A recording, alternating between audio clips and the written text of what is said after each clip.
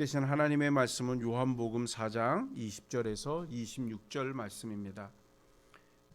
예수님께서 사마리아로 들어가셨어요. 그리고 물길로 오는 한 여인을 만나게 되고요. 그 여인에게 물을 좀 달라 이렇게 이야기를 합니다. 이때 여인이 예수님을 향하여 뭐라고 말씀하냐면 유대인인 당신이 어떻게 나에게 물을 달라 합니까? 이렇게 이야기를 하죠. 그랬을 때 예수님이 여인에게 내가 누구인지 알았다면 내가 나에게 물을 달라고 요구했을 것이다 이렇게 얘기합니다. 아마 이 여인은 깜짝 놀랐을 거예요. 왜냐하면 예수님이 물을 달라고 해놓고 갑자기 나한테 물을 달라 했던 사람이 물을 주겠다고 이렇게 얘기하니까 아마 깜짝 놀랐을 거예요. 그렇죠? 그러면서 내가 누구인 줄 알았다면 네가 나에게 물을 달라 했을 거다 하는 말씀을 합니다. 그때 여인이 이야기하죠. 이 물은 깊고 그릇이 없으면 물을 뜰 수 없는데 당신은 지금 그릇도 없고 물뜰 두레박도 없는데 어떻게 나에게 물을 준다고 합니까? 이런 대화를 나누었어요. 그렇죠? 그랬을 때에 예수님과 여인의 서로 물에 대한 이야기는 하는 건 맞지만 서로 다른 의미의 물을 이야기하는 것을 우리가 살펴봤습니다. 그렇죠? 여인이 우리에게 주는 물은 어떤 물이라는 거예요? 우리가 일상생활에 필요한 물이죠. 쌀을 밥을 할 때 쌀 씻는 것, 또 뭐 운동할 때 갈증나면 먹는 것, 그 외에도 우리가 갈증날 때마다 필요로 하는 그 물, 그 이야기를 하는 거지요. 생활에 필요한 물에 대한 이야기를 합니다. 그러나 예수님의 말씀하는 이 물은 우리가 생활할 때 필요한 물보다도 더 깊이 있는 의미를 가지고 있는 물인 것을 알 수 있습니다. 예를 들어서 우리 속에 있는 죄, 감추고 싶어하는 이 죄의 문제를 끄집어내게 하는 겁니다. 내 속의 연약함들, 약점이라든지 상처라든지 뭐 이런 것들, 나를 늘 이렇게 움츠러들게 할 만한 것들, 이런 것들을 끄집어내서 이것을 치료하고 회복하고 새로운 삶을 살도록 이끌어가는 이 거듭남의 물을 이야기하는 것을 알 수 있습니다. 같은 물을 얘기하지만 사실은 서로 다른 의미의 물을 이야기한 거죠.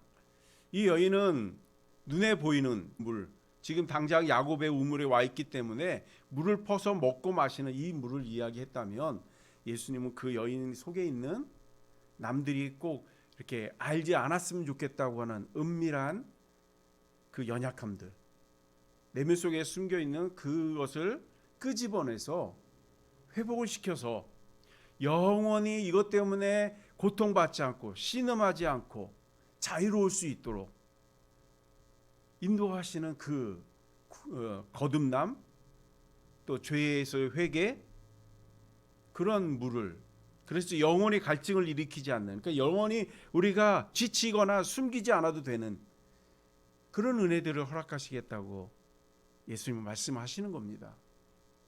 처음에는 그것이 뭔지는 몰라서 이 여인이 계속해서 예수님의 말씀에 의아한 모습을 보게 됩니다. 그래서 예수님이 한 가지 예를 들지요. 너에게 있는 남편을 데리고 오라 하는 말씀으로요. 그랬더니 이 여인이 뭐라고 얘기합니까? 나에게 남편이 없는데요. 이렇게 얘기하죠. 그러나 우리가 지난번에도 살펴본 것처럼 여인에게 남편이 없었나요? 있었죠. 5명의 남편이 있었고, 그리고 지금 살고 있는 남편이 6번째 남편입니다 라고 하는 것을 우리가 살펴봤어요. 아마 이 여인에게 있어서 이 남편의 문제가 제일 약점이었던 것 같아요. 남편이 6명이 있다는 게 문제가 되겠어요? 같이 살고 있는 게 아닌데. 과거의 문제잖아요. 그렇죠?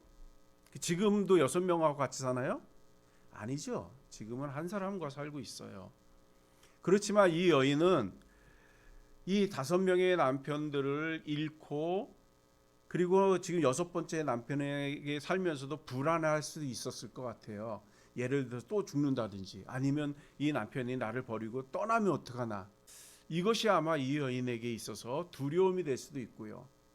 또 사람들이 자기 지나갈 때마다 수근덕수근덕 하는 이야기를 들어요. 그게 뭘까요?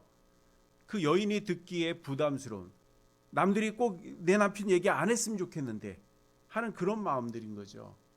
자, 그러다 보니까 지금 사람들과 함께 물 길러 오는 것도 아니고 자기 혼자 왔다는 얘기는 뭐예요? 사람들을 피한다는 거죠. 열등의식을 갖고 있는 거예요. 사람들이 나의 연약함을 또 얘기하면 어떡하나 하다 보니까 자꾸 거리를 두는 거죠. 소극적인 삶을 살아야 되고 방어적인 삶을 살아야 되고, 그러니까 자기의 뜻을 펼 수 없는 그런 연약함을 가지고 살게 되었다는 거예요. 그러기에 예수님이 그 부분을 찝어서 얘기하는 겁니다. 네 남편을 데리고 와라. 아마 이 여인은 예수님 앞에 남편 얘기 꺼내고 싶지 않았을 거예요. 그렇죠? 그리고 지금 유대인이기 때문에 자기를 모르는 사람이니까 물을 대접하는 거잖아요. 자연스럽게. 그런데 남편 얘기 꺼낼 거라고 도저히 상상을 했었을까요? 상상을 못했을 겁니다. 그랬을 때 깜짝 놀라서 내 남편 없는데요 하고 거짓말을 하고 예수님을 속이려고 했는데 예수님이 오히려 뭐라고 얘기하냐면, 그래 맞아, 너에게 남편이 없어, 그 얘기를 하는 겁니다. 아니 내 남편 지금 살고 있는데요, 이렇게 또 다시 재반문할 수 있을지 모르지만 너가 지금 살고 있는 남편에 대해서도 불안해하지 않니? 이런 얘기예요. 앞으로 어떻게 될까 걱정되고 있는 거 아니야? 이런 얘기죠. 그것을 예수님이 그래 알아, 너에게 남편이 없다는 걸, 이렇게 얘기하는 겁니다. 자, 이런 대화를 나누다 보니까 어때요? 감추고 싶은 것을 예수님이 끄집어냈어요. 그렇죠? 그리고 그것을 해결해 주시는 거예요. 지금 네가 함께하는 그 남편이 어떻게 될지 모르는 불안감에 있지 않아? 과거에 그 많은 남편들이 다 이렇게 떠나기도 하고 하는 이런 모습 속에서 너 너무 힘들지, 너무 아프지, 너무 상처가 되지, 너무 외롭지, 사람들 앞에 가서 부끄럽기도 하고 감추고 싶은 그런 것이지, 나 그거 다 알아. 그러면서 그의 여인의 감추는 걸 끄집어내서 이제는 걱정하지 마, 이제는 염려하지 마 하고 예수님이 위로해 주시는 거예요. 그러니까 이 여인이 예수님에 대해서 처음에 뭐라고 고백했냐면, 유대인인 당신이 왜 나에게 말을 걸어요? 이렇게 시작을 하거든요. 그런데 대화를 나누다 보니까 그냥 유대인이 아니라는 걸 깨닫는 거죠. 그래서 이 여인이 뭐라고 고백을 합니까?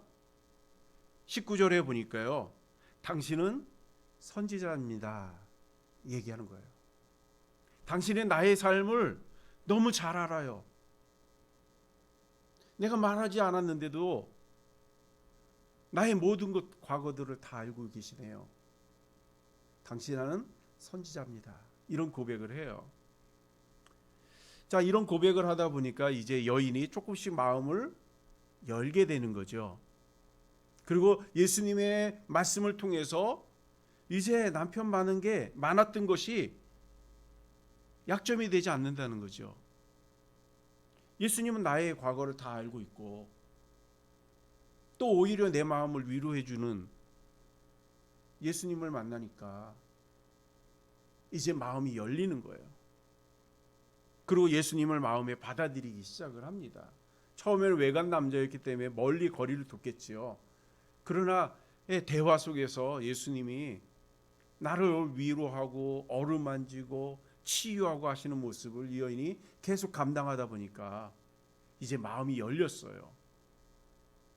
여기서 참회하면서 회개하고 예수님 앞에 구원을 요청하는 장면은 나오지 않아요. 그러나 이 여인이 변해가는 모습을 통해서 우리는 이 여인이 예수님을 받아들이는 것을 볼 수 있죠. 처음에 유대인인 당신이 나에게 말을 겁니까? 라고 했었는데 이제는 당신은 선지자입니다 하고, 이제는 당신이 나의 모든 것을 아시는 분입니다 하고 자기 마음을 내려놓는 것은 이제 회개했다는 말씀은 없지만 이제 영접하기 시작했다는 거예요, 예수님을. 자, 예수님을 영접하다 보니까 어떤 일이 벌어지나요? 관심사가 이제 물이 아닌 거예요. 처음엔 물이 관심사였고 남편이 관심사였고 사람들이 관심사였는데 예수님과 대화를 나누는 가운데 이 여인이 이제 관심사가 세상의 것이 아닌 거예요. 그럼 뭐가 됐을까요? 20절을 보니까요. 이 여인이 이렇게 얘기합니다. 우리 조상들은 이 산에서 예배를 드리는데 당신들 말을 들어보니까 예루살렘에서 예배 드린다고 하는데 어디서 예배 드리는 것이 옳습니까? 하고 예배에 관심을 가져요. 자, 지금 이 여인이 물을 이야기했었잖아요. 그렇죠? 예배하고 물하고 매칭이 되나요? 전혀 매칭이 되지 않아요. 그럼에도 불구하고 이 여인이 예수님이 구주라는 사실들을 깨달아가면서 예수님을 받아들이다 보니까 뜬금없이 물 얘기하다가 갑자기 예배로 주제가 바뀐 거예요. 세상에 관심이 있었어요. 물에 관심이 있었고 우물에 관심이 많았는데 이제는 예수님을 마음속에 영접하고 받아들이다 보니까 세상에 물이 관심사가 아니라는 거예요. 이제는 예배가 관심사가 되었다는 거죠. 그러면서 우리 조상들은 대대로 여기서 이 사마리아에서 예배를 드렸는데 유대인들은 다 예루살렘에서 예배를 드린다고 하는데 어디서 드리는 것이 옳습니까? 하고 장소적인 부분을 이야기하는 거예요. 좀 더 세밀하게 본다면 이 여인이 어때요? 정말로 그곳에 하나님이 계시다면 나 거기 가서 예배 드릴래요? 이런 얘기 아니겠어요? 우리 조상은 여기서 드리는 게 예배가 맞다고 했는데 이게 잘못된 거면 난 언제든지 하나님이 계신 곳에 가서 예배를 드리겠습니다라고 믿음의 고백을 하는 겁니다. 자, 그러면 예루살렘과 사마리아에서 드리는 예배 왜 이렇게 됐을까요? 구약에 보면 하나님은 지성소를 정하셨지요. 하나님이 계시겠다고. 그리고 그 안에 그 지성소 안에서도 법궤에 임재하시겠다고 이렇게 말씀을 하셨어요. 그래서 사람들은 다 지성소를 중심으로 법궤를 중심으로 와서 예배를 드렸어요. 그러다가 가나안을 정복한 이후에 두 지파 반 지파가 우리가 이제 요단 동편에서 살겠습니다 하고 길을 나서거든요. 그런데 이 사람들이 요단강을 건너가 가지고 한 일이 뭐냐면 제일 먼저 한 일이 거기에 단을 쌓습니다. 그 단 이름이 예시라는 이름을 갖고 있어요. 자, 그랬더니 이 가나안 땅에 머물러 있던 8지파 반 지파 사람들이 뭐라고 얘기하죠? 아니 너 요단강에 간다, 저 요단강 넘어서 산다 그러더니 제일 먼저 하나님을 배반하는 거냐? 이렇게 얘기를 하거든요. 그랬을 때 이 두 지파 반 사람이 뭐라고 하냐면 우리는 하나님을 배반한 것도 아니고 예배는 법궤가 있는 곳에 드리겠다. 다만 여기에 예시라고 한 단을 쌓은 것은 당신과 우리가 형제라는 것을 의미하기 위해서 쌓은 것이다. 이렇게 얘기합니다. 그러니까 예배는 어디서 드린다고요? 지성소, 법궤가 있는 지성소에서 드리겠다는 거죠. 한 군데서 드리겠다는 거예요. 하나님이 계신 곳 거기서 예배 드리겠다고 고백을 합니다. 그러다가 이제 좀 시간이 지나서 다윗이 이제 다윗성을 쌓고 하나님의 법궤를 다윗성으로 가지고 들어와요. 거기가 예루살렘이라고 표현을 하지요. 그 다음부터는 이제 계속해서 예루살렘에서 예배를 드립니다. 왜요? 거기에 법궤가 있으니까요. 예루살렘 성전 중심으로 해서 예배를 드리는 거죠. 그러다가 이제 그의 그 손자가 솔로몬의 아들 르호보암 때에 와서 남유다와 북이스라엘이 나눠지게 돼요. 남유다의 왕은 솔로몬의 아들 르호보암이 계속해서 통치를 하고 예배를 거기서 드립니다. 또 다른 국가가 이제 북이스라엘인데 그 북이스라엘 왕이 여로보암이에요. 이 여로보암이 왕이 됐는데 수도가 사마리아였고요. 가만히 보니까 사람들이 자꾸 예배 때가 되면 어디로 가나요? 예배 때가 되면 하나님의 법궤가 있는 곳으로 사람들이 가는 거예요. 그러다 보니까 여로보암이 이러다가 우리 백성들이 다 예루살렘으로 가겠다, 안 되겠다 해서 베델이라고 하는 곳과 단이라는 곳에 송아지 우상을 세워놓습니다.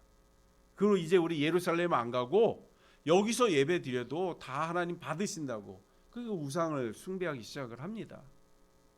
그것이 이제 계속 대대로 내려와서 예수님 시대에 와서 오늘 본문에 나오는 이 사마리아의 수가성 여인이 우리 조상은 이곳에서 예배를 드리는데 이렇게 되는 겁니다. 왜냐하면 사마리아는 북이스라엘의 수도예요. 그러니까 유대인들은 예루살렘에서 예배 드리는 것 같고 우리는 이제 북이스라엘 수도였던 사마리아에서 계속해서 우상 숭배해 왔는데 여기서 예배 드리는 게 맞는 거로 착각을 했던 거죠. 그래서 예수님께 묻는 거예요. 어디서 드리는 것이 맞습니까? 어디서 드리는 예배가 맞을까요? 예루살렘일까요? 아니면 사마리아일까요? 어디서 예배 드리는 게 맞을까요?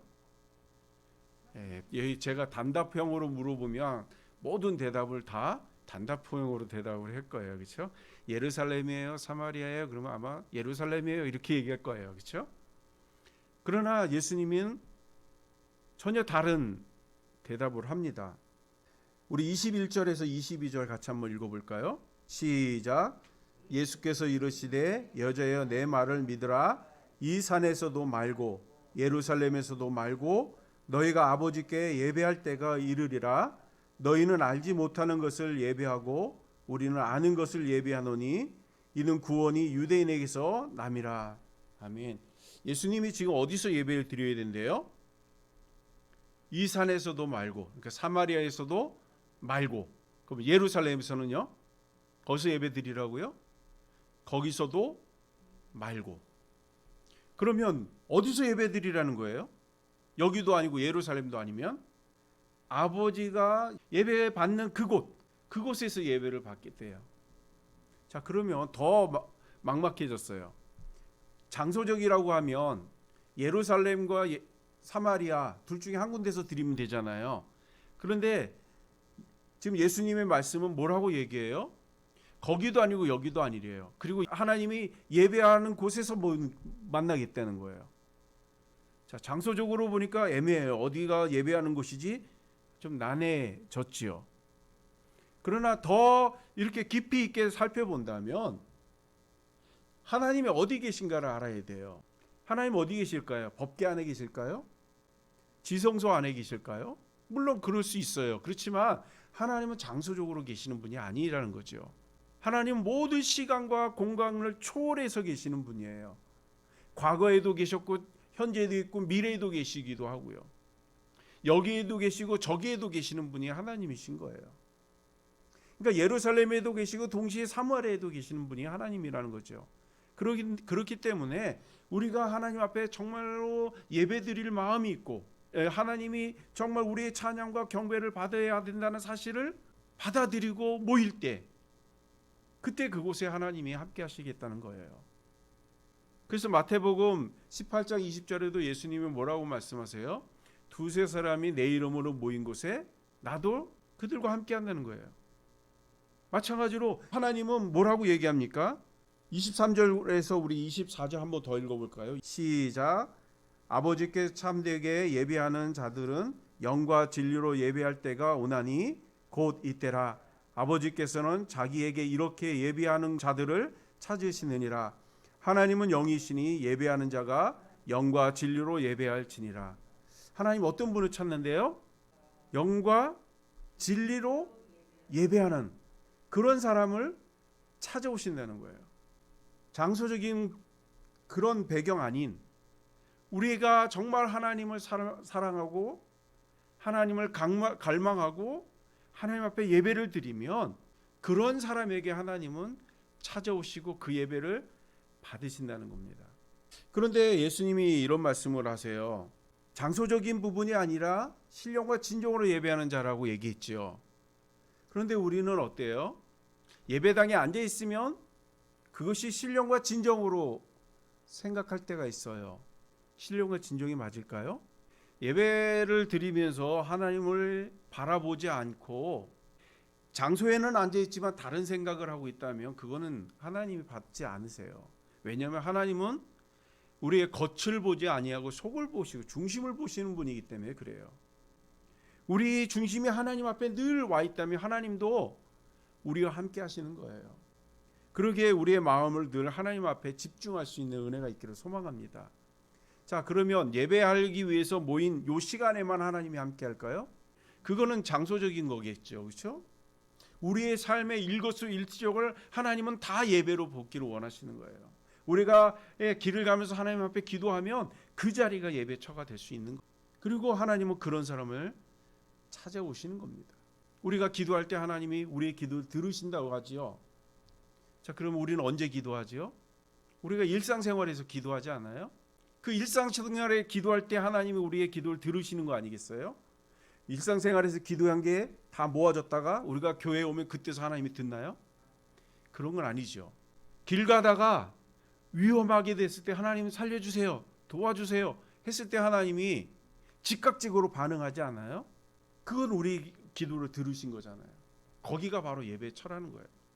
예수님이 이제 말세가 때가 되면 내 이름으로 내가 그리스도다 내가 그리스도다 하는 사람들이 많이 생긴대요. 그랬을 때 예수님이 뭐라고 얘기하죠? 그런 사람이 나타났을 때 그리로 가라 그러나요? 그래야 구원받는다고 얘기하나요? 그렇게 말씀하지 않으세요. 도처에서 그리스도라고 하는 이름을 가지고 나오는 사람들이 있어도 거기 가지 말라고 얘기해요. 그 얘기는 뭐예요? 내가 있는 곳이 하나님 예배를 받는 곳이고 내가 있는 곳에서 구원에 임하게 된다는 거예요. 그렇기 때문에 내가 그리스도다 내가 그리스도다 여기 도처에서 막 일어난다 할지라도 우리 거기에 너무 눈 돌리지 말라는 거예요. 거기 갈 사람은 가는 거죠. 거기서 구원받을 사람이 있으면 구원받으라고 하는 거예요. 다만 나는 어디 있어야 되느냐는 거예요. 오늘 본문에 보니까 나는 어디 있어야 되냐면 영과 진리로 예배하는 자리에 있어야 된다는 거예요. 내가 늘 하나님의 중심 앞에 있을 때에 그러면 하나님이 우리를 찾아오셔요. 그리고 우리를 만나주시는 거예요. 구원이 딴 데서 임하는 것이 아니고요. 내 속에 하나님이 계시다면 그리스도가 계시다면 이미 구원에 임한 거예요. 그리고 하나님은 그런 우리들을 눈동자같이 지키시고 보호하시는 거고요. 그러기에 우리의 날마다 우리의 믿음이 하나님을 향하고 있는지를 확인하는 은혜가 있기를 소망합니다. 오늘 이 여인이 물 걱정을 하잖아요. 오늘 길 가다가 누굴 만나면 어떡하나 막 그래서 노심초사하면서 사람들을 없는 그 빈 시간에 물터 온 거 아니겠어요? 이제 그런 곳에서 벗어나게끔 하나님 말씀하시는 거예요. 누굴 봐도 떳떳하고 당당하게 하나님 우리를 세워주시겠다는 거예요. 그리고 회복된 우리의 모습을 보면서 예배를 받으시겠다 말씀하시는 거죠. 자, 이 여인과 이제 예배 회복에 대한 이야기를 쭉 나눴어요. 그렇죠? 그리고 나서 이 여인이 또 한 번 깨닫습니다. 어떻게 깨닫죠? 25절 26절에 보니까요. 여자가 이르되 메시아 곧 그리스도라 하는 이가 오실 줄을 내가 아노니 그가 오시면 모든 것을 우리에게 알려주실 것이라고 이렇게 얘기해요. 지금 이 여인의 입에서 메시아라는 이름이 나왔어요. 그렇죠? 계속 변해가는 거예요. 바뀌어가는 거예요. 예수님을 알면 알수록 세상의 것에서 예배에서 이제는 하나님과 예수님을 향하여 눈을 돌리는 거죠. 그리고 드디어 얘기하잖아요. 당신은 유대인입니다라고 얘기했다가 선지자입니다라고 얘기했다가 이제는 메시아를 기다린다고. 그랬을 때 예수님이 뭐라고 얘기합니까? 26절에요. 네가 말하는 메시아 나야 하고 예수님이 이제 드러내는 거 아니겠습니까? 사랑하는 여러분, 우리 예수님을 만나는 은혜가 있기를 소망합니다. 삶에서 예수님을 만나시고 예배 가운데 예수님을 만나시고 우리의 모든 인생 가운데 예수님을 만나는 은혜가 있기를 주님의 이름으로 축복합니다. 그래야 바뀌어요. 또 우리의 입술로는 세상의 이야기들을 너무 많이 하지 않는 은혜가 있기를 소망합니다. 물론 세상에서 우리가 살고 있는 가운데 세상 얘기 안 할 수는 없어요. 그러나 예수님의 이야기를 하지 아니하고 계속해서 세상 얘기를 하게 되면 예수님이 근처에 와도 깨닫지는 못하는 거예요. 복음을 전하러 나가면 알잖아요. 사람들한테 예수 믿으라고 그럼 구원받는다고 얘기하면 사람들은 모르나요? 그 사실을? 알아요. 그런데 믿나요? 안 믿어요. 왜요? 예수님을 관심이 없는 거예요. 예수님이 관심이 없으면 예수님의 이야기 듣고 싶은 생각도 없는 거거든요. 구원을 받는다고 해도 그 구원도 관심 없어요. 왜냐하면 지금 내가 사는 거에 행복하면 다 행복이지 이런 거예요. 앞에 되어질 일들에 관심이 없는 거죠. 그러나 우리가 살아보면 앞에 일이 정말로 관심이 없나요? 앞에 일 우리가 관심을 갖잖아요. 그렇죠? 그런데 그게 뜻대로 되지 않을 것 같으니까 뭐가 생기는 거예요? 근심이 생기고 염려가 생기는 거 아니겠어요? 우리의 과거에 이제 앞으로 어떻게 살지? 뭘 먹고 살지? 계속 고민하게 되는 게 미래 얘기 아니겠어요? 이제 예수님이 우리에게 말씀하세요. 미래 얘기 너무 고민하지 마, 염려하지 마. 내가 도와줄게. 다만 지금 이 시간에 네가 나를 생각해 줬으면 좋겠어. 네가 나를 사랑한다고 하면 난 너에게 무수한 것들을 아낌없이 줄 수 있어 하는 말씀 아니겠어요? 이제 더 이상 외로워하지 마. 이웃이 없고 친구가 없다고 해서 외로워하지 마. 내가 너와 친구가 되어줄게. 남들을 피해서 몰래 물 들어오지 마. 나는 이제 너와 함께 할 거야 하는 예수님의 말씀이 우리에게 들려지는 은혜가 있기를 소망합니다. 그런 불안하고 초조할 때 그때 예수님이 제일 먼저 떠오르지 않겠어요? 그리고 그분이 도와주겠다고 하는 그 말씀이 떠오르지 않겠어요? 그런 마음의 위로가 될 수 있지 않겠습니까? 오늘 예수님이 말씀하세요. 네가 말하는 그가 나야. 이 말 속에는 지금부터 내가 너를 앞으로 영원히 보호할 거야 하는 말씀 아니겠습니까? 우리도 예수 그리스도의 은혜 안에서 우리 영육간의 회복이 되고요. 영원이라고 하는 그 은혜들을 선물로 받는 저와 여러분이 되실 주님의 이름으로 축복합니다. 그리고 우리의 삶이 보다 더 풍성해지는 삶이 되기를 소망합니다. 걱정하고 염려하지 마시고요. 감추고 숨기려고 하지 마시고요. 그냥 있는 대로 그냥 사는 거예요. 그래도 하나님은 언제든지 우리를 찾아오시고 우리를 만나주시고 우리 인도해 주실 줄 믿습니다.